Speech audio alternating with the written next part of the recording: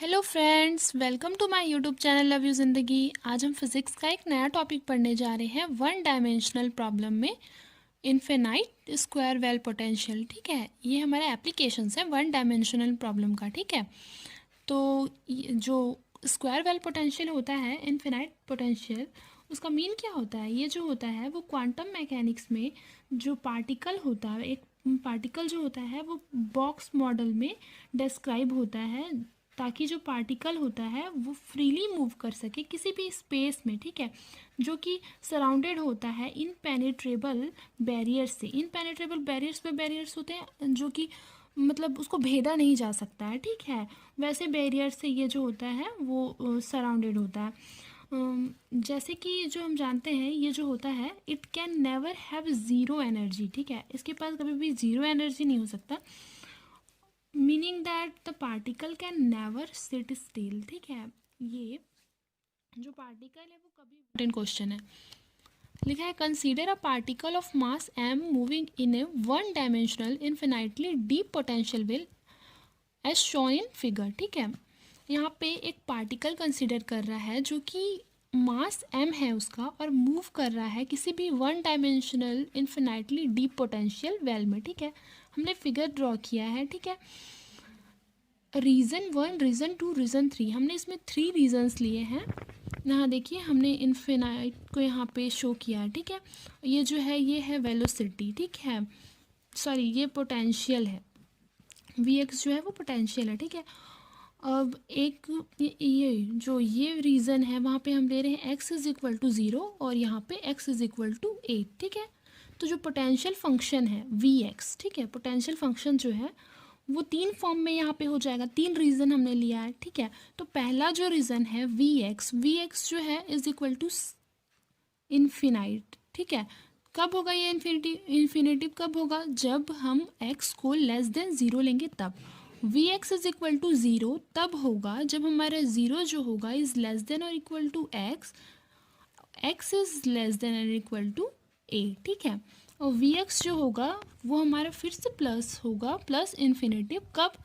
जब हमारा x जो है वो इज़ ग्रेटर देन a होगा। ठीक है, हमने 3 कंडीशन इसके लिए पढ़ा, 3 रीज़न के लिए, reason first, reason second, reason third के लिए। ठीक है, अब हमारा क्या है, यहाँ पे बोल रहा है कि since v is equal to X for x is less than 0, ये फर्स्ट रीज़न वाला कंडीशन हम यहाँ ले रहे हैं कि ये होता है। ठीक है, रीज़न फर्स्ट में, और यहाँ पे थर्ड रीज़न के लिए बोल रहा है कि V X is equal to plus infinitive for x is greater than a। ठीक है, यहाँ पे रीज़न फर्स्ट और रीज़न थर्ड जो है वो 0 हो जाएगा। ठीक है, 0 हो जाएगा, तो हमारा क्या बचा? हमारा ये सेकंड कंडीशन बचा, V X is equal to 0। ठीक है, तो अब हम क्या ले रहे हैं? अब हम फंक्शन ले रहे हैं, साई फंक्शन ले रहे हैं। ठीक है, अब हमारा बोल रहा है कि ये 0 होगा, तो अब हम साई फंक्शन को ले रहे हैं जहाँ की एक्स इज इक्वल टू 0 है।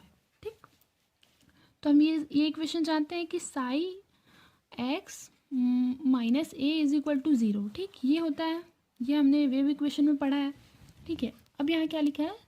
So inside the region from 0 to A the wave function must be a solution of Schrodinger equation. ठीक है, यहाँ पे 0 से a तक में वेव फंक्शन जो होगा वो सॉल्यूशन देगा श्रोडिंजर इक्वेशन का। ठीक है, अब आगे ये जो है यहाँ पे हमने टाइम इंडिपेंडेंट श्रोडिंजर इक्वेशन लिया है। ठीक है, टाइम इंडिपेंडेंट श्रोडिंजर इक्वेशन है जहाँ की हमने v को 0 लिया है। ठीक है, अब क्या है यहाँ पे? अब हमने इसको k स्क्वायर ले लिया, इस वैल्यू को k स्क्वायर। ठीक है, तो अब हम k स्क्वायर से k का वैल्यू ऐसे निकाल सकते हैं। ठीक है, अब हमने क्या किया? जनरल सॉल्यूशन लिया है इक्वेशन, इस इक्वेशन का जनरल सॉल्यूशन हमने लिया है। तो जनरल सॉल्यूशन हमारा जो साई के फॉर्म में आएगा। साई हमारा वेव फंक्शन हम ले चुके हैं, हमने पहले बताया साई जो है वेव फंक्शन है। वेव इक्वेशन को हम अभी इस टाइप से लिख सकते हैं। ठीक है, ये जनरल सॉल्यूशन है इसका। तो आइए देखते हैं हम, psi is equal to A sine K X plus B cos K X. ठीक, इक्वेशन 2 ले रहे हैं इसको। अब क्या कर रहे हैं? बाउंड्री कंडीशन लगा रहे हैं इस वेव इक्वेशन पे। बाउंड्री कंडीशन लगा रहे हैं तो जो साई 0 होगा वो 0 होगा 4x इज इक्वल टू 0 के लिए, 4x इज इक्वल टू 0 के लिए। तो अब इक्वेशन 2 में हम इसका वैल्यू पुट करेंगे तो हमारा b इज इक्वल टू 0 आ जाएगा। ठीक है, अब क्या करना है हमको? हमको कहना है so the solution is Sai. अब हम बी को यहाँ पे 0 अगर सॉल्यूशन 2 में रख देंगे तो हमारा ये वाला वैल्यू आ जाएगा, psi is equal to A sine K X. बस वही लिया है इक्वेशन 3, ठीक है। अब आगे देखते हैं, यहाँ पे भी बाउंड्री कंडीशन लगा रहा है psi is equal to 0 for x is equal to a के लिए, ठीक है। अब क्या हो रहा है, अब हमको इक्वेशन 2 को देखना है, ठीक है। यहाँ पे साई इज इक्वल टू 0 लेगा for x is equal to a, तो अब जहाँ भी एक्स होगा वहाँ पे हम ए कर देंगे। सॉरी, ये इक्वेशन नहीं, ये इक्वेशन मत लीजिए, ये वाला छोटा इक्वेशन है, psi is equal to A sine K X, ठीक। इस इक्वेशन में अब X is equal to A लिख देंगे, ठीक। तो हमारा इक्वेशन 4 आ जाएगा। अब हम क्या बोल रहे हैं कि ए इज इक्वल टू 0 लेंगे तो हमारा जो साइन के ए होगा वो 0 हो जाएगा, ठीक है। अब हम क्या कर रहे हैं कि दिस गिव्स, यहाँ पे जो के मतलब सॉरी देखिए, साइन के ए है और यहाँ पे 0 है, तो साइन 0 का जो वैल्यू होगा, अब इसका जो सॉल्यूशन आएगा वो के ए एन पाई होगा, ठीक है। हमने पढ़ा है जहाँ की एन जो होगा 0 1 2 अप टू इन्फिनिटिव होगा, ठीक है। अब के का वैल्यू हमको मिल गया, ए को हमने इधर लाया, इक्वेशन 5 हो गया, ठीक है। अब हमारा ये इक्वेशन हो जाएगा क्योंकि हमने जो के का वैल्यू है वो कौन से इक्वेशन में रखा है, हमने के का वैल्यू हमने इस इक्वेशन में लिया है, ठीक है। यहाँ एन के लिए लिया है, मतलब फंक्शन साई का मतलब फंक्शन साई के लिए लिया है जिसमें कि एन को लेके लिया है, तो बस साई की जगह यहाँ एन हो जाएगा तो ए की जगह एन हो जाएगा, फिर साइन के का वैल्यू हमने यहाँ पे पुट कर दिया है, बस इक्वेशन 3 से हमारा ये आ गया, ठीक है, ये वैल्यू।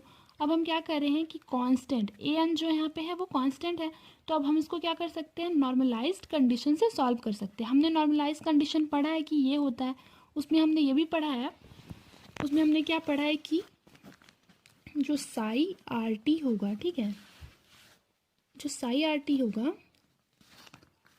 तो ये स्क्वायर होगा इज इक्वल टू 1, इसका जो मॉड होगा वो 1 होगा, तो हमारा जो ए स्क्वायर है वो कांस्टेंट है, ठीक है। तो हमने इसको बाहर लिखा है, ठीक है, ये कांस्टेंट होने के कारण हमने इसको बाहर लिखा है, बाकी ये हमारा ये जो है वो नॉर्मलाइज्ड कंडीशन से आ गया। तो हमारे ए स्क्वायर का ए स्क्वायर, इसका वैल्यू जो है ए बाय 2 होगा, a by 2 is equal to 1, तो a is equal to under root 2 upon a, equation 7 हो जाएगा।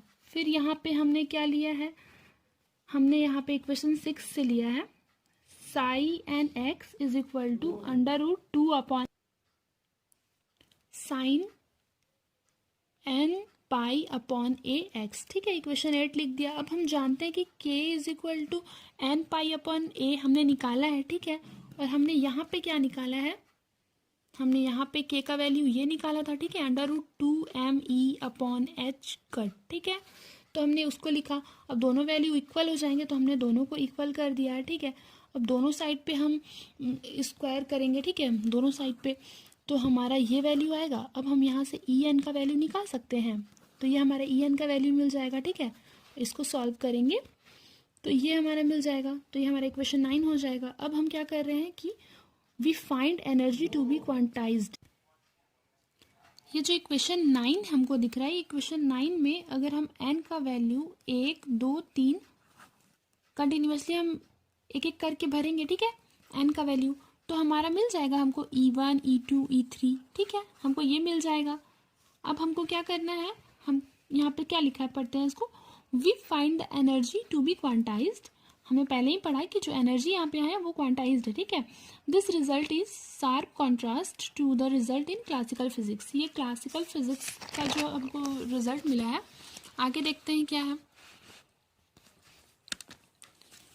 ठीक है। यहाँ पे बोल रहा है कि एनर्जी ऑफ पार्टिकल यहाँ पे जो है वो E is equal to P square upon 2m है, ठीक है। इक्वेशन 9 से हम ये ले सकते हैं, इक्वेशन 9 से en+1 माइनस en, ठीक है, n+1 के लिए एक बार ले रहे हैं, एक बार n के लिए ले रहे हैं, तो अब हम जहाँ पे n था वहाँ पे n+1 लिखेंगे पहले के लिए, दूसरे के लिए n रहने देंगे, ठीक, इसको माइनस कर रहे हैं। अब हम इसको सॉल्व करेंगे तो हमारा ये वैल्यू आएगा, इक्वेशन 10 आएगा, ठीक है।